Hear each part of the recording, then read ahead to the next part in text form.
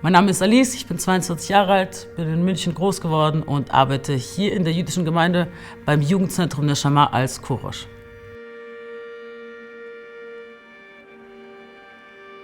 Also wenn ich gefragt werde, wo ich aufgewachsen bin, dann antworte ich immer, dass ich ein Kind der jüdischen Gemeinde Münchens bin. Ich bin mit 3 Jahren das erste Mal hierher gekommen. Meine Oma, die sehr viel investiert hat in meinen jüdischen Kulturkreis und mein jüdisches soziales Leben, hat mich in die Gemeinde gebracht. Ich bin mit meiner Mutter aufgewachsen, alleinerziehend. Sie ist aus der Ukraine, aus Dnipropetrovsk. Mein Vater ist aus Georgien, hat dann in Wien und in Israel gewohnt.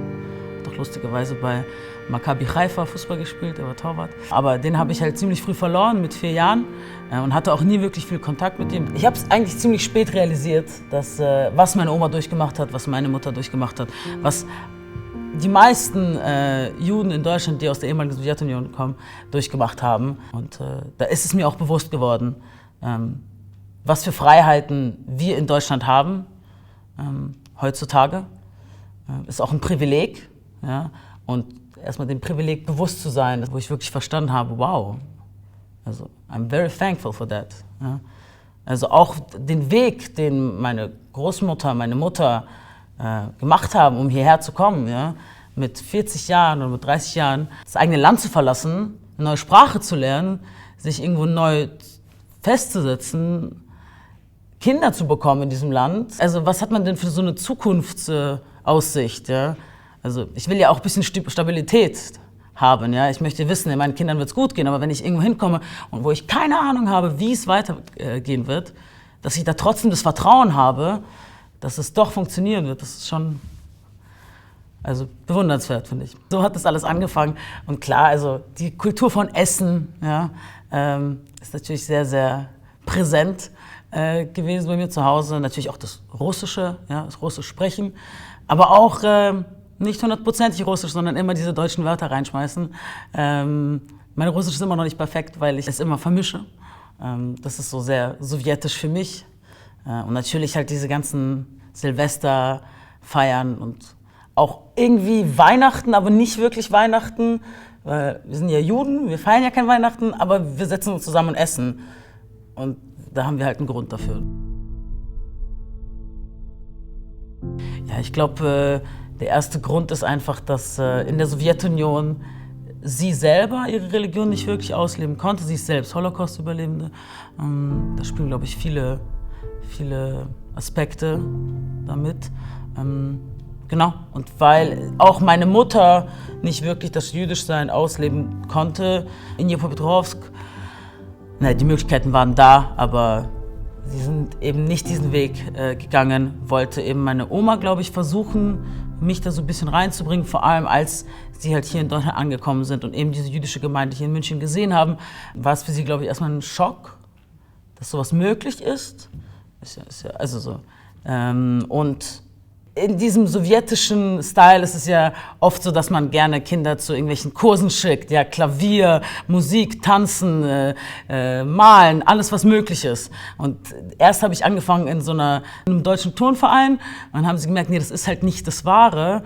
Und dann hat sie mich halt hierher gebracht und hat gemerkt, hier gehe ich auf, hier geht sie selber auch auf. Ich hatte natürlich erstmal einen Kulturschock, als ich in Israel angekommen bin. Ich bin mit 15 das erste Mal nach Israel gezogen, war auch das erste Mal in Israel. Es war August, also mega heiß. Nicht wirklich verstanden, was in diesem Land abgeht, weil es komplett anders ist als Deutschland.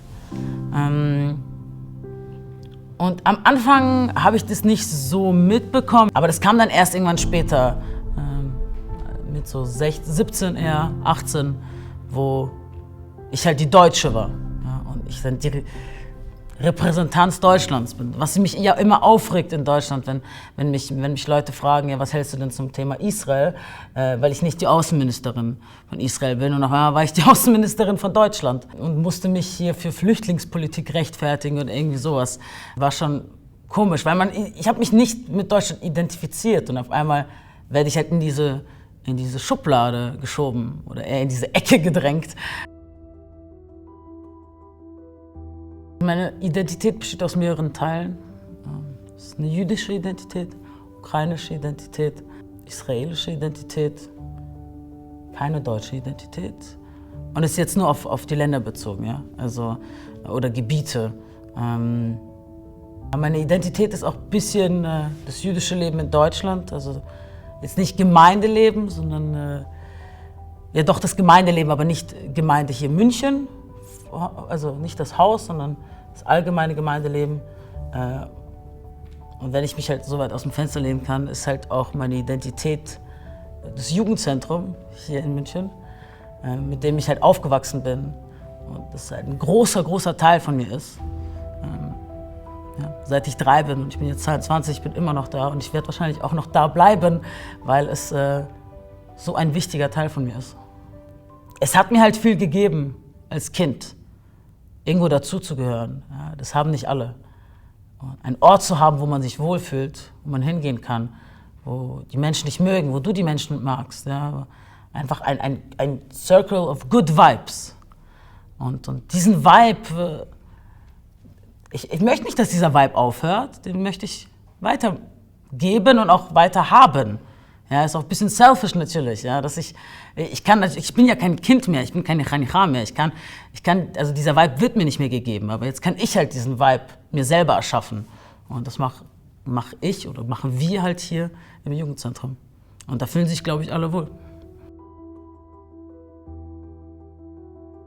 Um ehrlich zu sein, ist jüdische Religion in diesem Zusammenhang gar kein Anker für mich. Es ist mehr die Kultur, weniger die Tradition noch. Wirklich die Kultur, mit der ich aufgewachsen bin, die ich hier in der Gemeinde erlebt habe, die mich auch zu dem Menschen gemacht hat, der ich heute bin. Das ist der Anker. Also ich beschreibe jüdische Kultur immer mit zusammen sitzen und essen und feiern, dass wir halt nicht, dass wir überlebt haben. Und das ist so dieser ganze Aspekt, der für mich ein Anker ist.